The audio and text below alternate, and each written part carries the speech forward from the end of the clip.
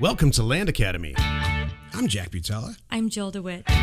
We show you how to buy real estate for half of what it's worth. And sell it on the internet really fast. We are Jack and Jill, and this is the Jack and Jill Show too.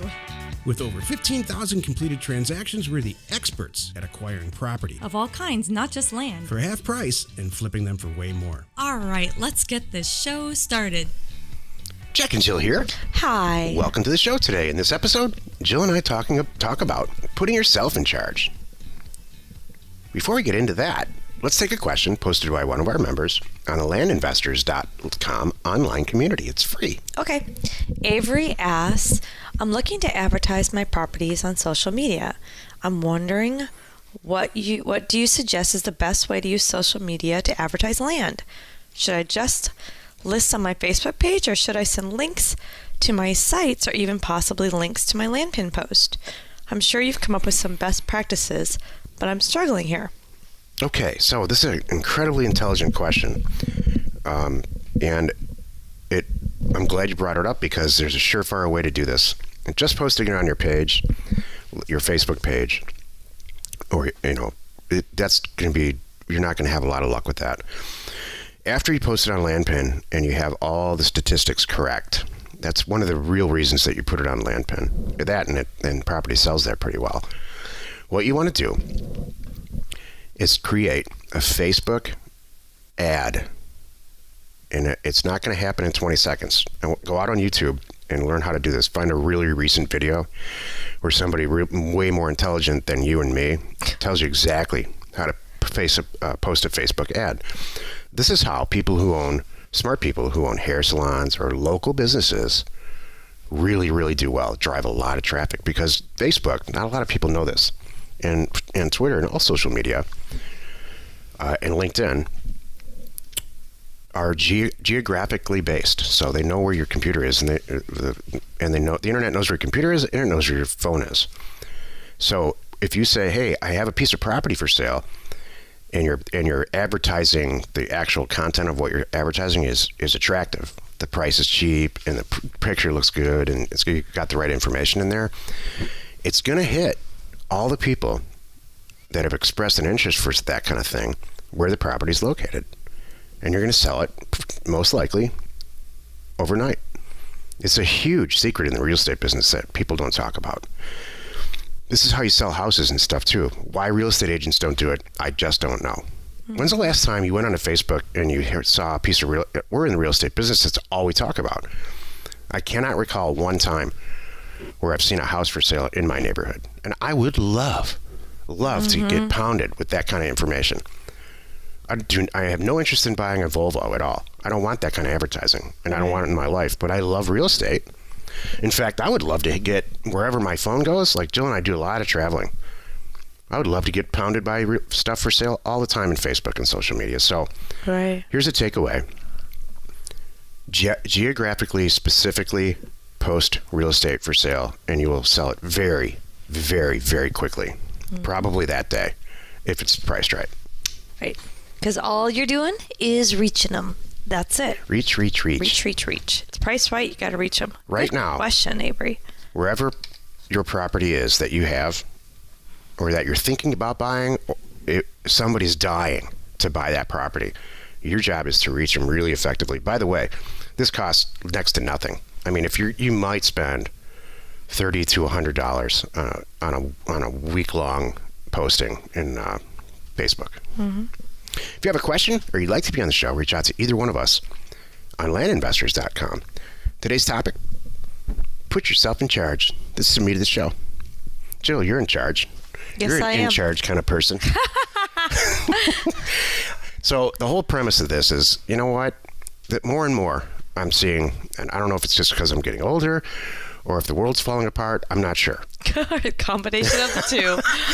I just see more and more people not taking responsibility for themselves. So I just got done binge watching a show called Life Below Zero on Netflix, where it's 3 or 4 different types of different people who just chucked it all and went up and lived up in Alaska, and they all had one glaring thing in common. They were taking full-blown responsibility for everything. Mm-hmm. Literally, like, there's no stores. There's no 911 to call if there's a problem. There's no government to blame or a spouse to blame. They need to eat that day. So they're taking responsibility for that and shelter and everything. And so in the most basic form, food and shelter and all that. Right. So then I started thinking, that's what we do. And that's what the successful people in our group do. They don't blame somebody if a mailer goes wrong, or they price something wrong, or a real estate deal went sideways, or they can't get a website up under a deadline. Right. They don't do that. They just get it done. Exactly. They look straight in the mirror. They put themselves in charge, no matter what the task is, and get it done. Yeah. So you're the inspiration in all this. Thank you. How do you take somebody who is used to blaming their parents for everything, or teachers or whatever, and just and putting them in front of the mirror and saying, "Hey, you're in charge of your life." You are. Well, here's a couple. I mean, you got to have a leader. If you have 6 followers, nothing's going to get done. You got to have a leader. I was talking with number 3 about this because he and I both, I don't know if you were the same person in this scenario too, Jack, or not, but he was talking about doing a science project at school. And if you're always paired up, there's like 5 of you. I try not to talk to the kids. Okay, well, you got it. So there's 5 of you paired up, and you know what? And if all 5 of you try to just go in, no one takes control, it's going to be a mess. We know that. There's got to be a leader, and somebody has to stand up and do it. And we all know that person's doing the majority of the work. 2 of them are skating; they do nothing, and the other 3 kind of half in, half out kind of thing. That's often how it goes. But you got to have a leader. And if you're not comfortable being a leader, get comfortable. Where does this come from? Jeez, Jill. What do you mean? I even wrote it down like that. What happened to sweet Jill? Being a leader. This is how you lead. It's usually my job. Pull yourself up by your bootstraps. Oh, it's true. And learn some data. Well, here's my notes. I said, this is my notes. I take just a few minutes before each show. We each have our own ideas about how this is going to go. And then I wrote down 3 notes before the show. And one is leaders a must. And I put not comfortable, get comfortable. And then number 3, this is your livelihood. Yeah. I mean, that's the reason right there. If you just let it be chaos, nothing's going to get done. And the best way I can say to get over that hurdle is doing it. It's like, I was talking to somebody the other day. Rip the Band-Aid off. It's not that painful. And they've been with another individual trying to learn how to do this, and for a year, and they hadn't bought a property yet. I'm like, all right, we got to get you over this hurdle, and they're with us now. I think a lot of the reason was they didn't have the support, and I know that's one of the reasons our inspirational support. People love us, yeah, or just because we're here. We have an online community and we're there. We have a weekly call and we're there. You can ask us a question, we're there. We answer the phone.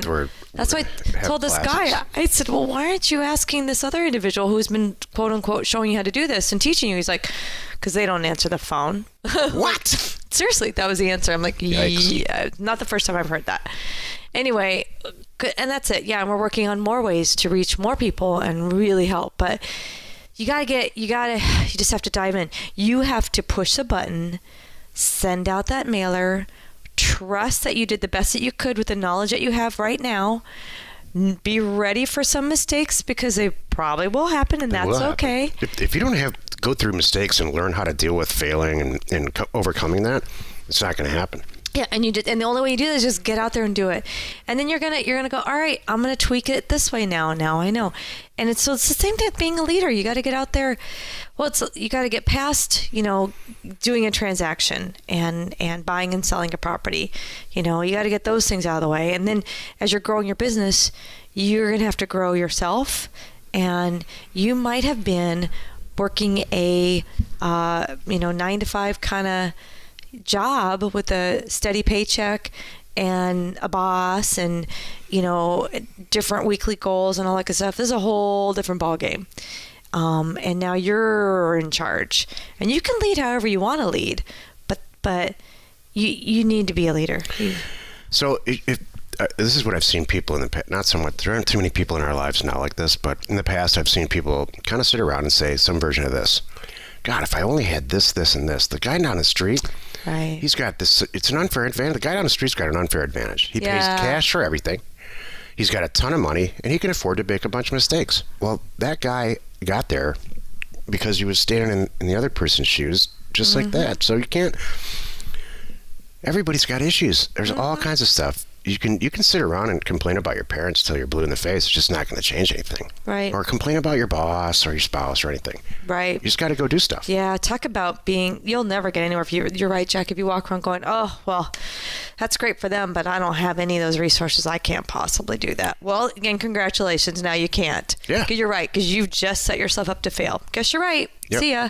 No, and that's, so you can't walk around like that. So you're in charge. Yeah. And that's all You know there what is you to it. can do? This reminds me of the show we did like last week, I think, which I really loved. It was branding yourself and putting that in your head. You can put it in your head that you are a real estate investor. You can also put it in your head that I am a successful real estate investor. I may not have a lot of transactions. I'm getting there. And part of the reason I'm successful is because I do make mistakes, I recover, and I move on. That's a massive part of it.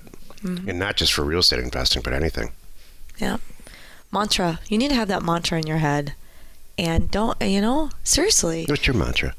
my mantra is Jack. Jack, I don't know.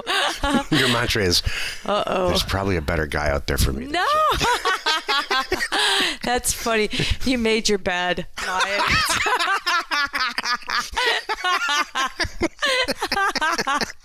That's so funny.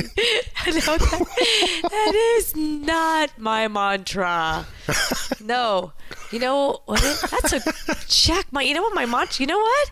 That's a really good question. You know what? My mantra changes. Mine does too. My mantra 5 years ago is not my mantra today. And my mantra today, it more resembles helping more people. That's mine. Growing, building more companies. Yeah, me too. And solving more problems. Mine's get the word out. Not just myself, but our people. Well, yeah, it's true. If we fail at anything right now, it's getting the word out. That's true. Like, we could do a better job spreading the word that this stuff really works. Right. Or just the tools even exist. Mm-hmm. That's but we're about to change that, and that's okay. Yeah, we're doing a marketing.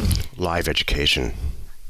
We're gonna release that next month, Yeah. either November or December, and I really think that's gonna change. Instead of self-study like we have, the live education piece where we have a limited number of people, let's say 20 people in a webinar format, and we all send out a mailer together. Right. Including us. Like, that's how we're going to do our mailers from now on. Right. As a group. Yeah. As a group project kind of thing. I mean, picture an art class where our teacher's walking around and checking everybody's work as they're doing it. And at the end, there's, Are you gonna a piece of art at the end. Do you know what'd be really cool? I'm going to just run this by you. I don't know this. I'm just thinking out loud. It would be cool if you did the mailer, right? You as a group, pick the county and do the mailer, get it in the mail, and then they all come back, right? And then you divvy them up. Like, Oh my God, that would be a disaster, Joe. What, really? Respectfully, yeah. well, okay. All right. What if you did the mailer? Let me back up. There's 20 people in the class. What if you do a mailer of 20,000 units? Okay. And then each person is getting 1,000 of that to field the calls, do the due diligence, buy the properties, close the deals. I mean, that's an interesting Under our direction. Interesting way to orchestrate it. But what I was thinking is, everybody just do an individual mailer. Let's write off. So let's say one person wants to do it in Ohio, another person wants to do it in Oregon, and on and on and on. We got 20 different mailers, and I kind of go through the whole process, and it's real separate. Okay. Because I think the people in our group are innately competitive, and they're innately go-getters.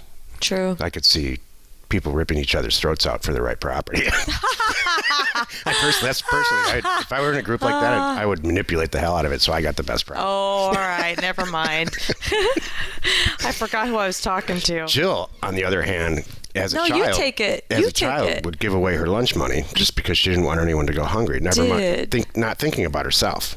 It's true. I used to get in trouble for that. Thank you. They must have needed it more than me. That's right. There you go. If they took it, that's why. Join us in the next episode where we discuss Jack Jill TV show Get There First. And we answer Heather's question about subliminal advertisements. I'm dying to know what this is. You are not alone in your real estate ambition. Subliminal advertising. That's awesome. That what makes me think of that. Remember what comedian? I don't know if it was Saturday Night Live or, comedian, or they would throw out those words. Like, you're a great person, liar.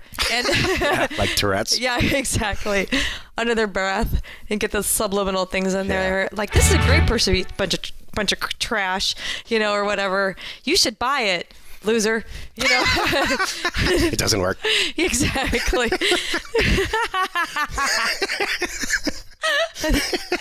Oh, sure. You should buy this eyeshadow. Oh. It's not going to help you really ugly. Yeah, that's right. Oh, I love this restaurant. Overpriced. This chicken is fantastic. It's really a dog. Oh, sweetheart, you cook better than my mother. I'd rather eat dog food. Baby, you look fantastic. Oh. Look like a hooker.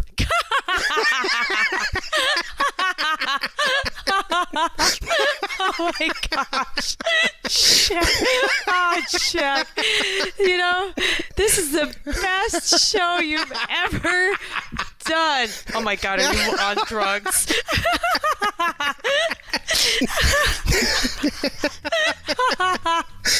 Oh my gosh. Information and inspiration to buy undervalued property.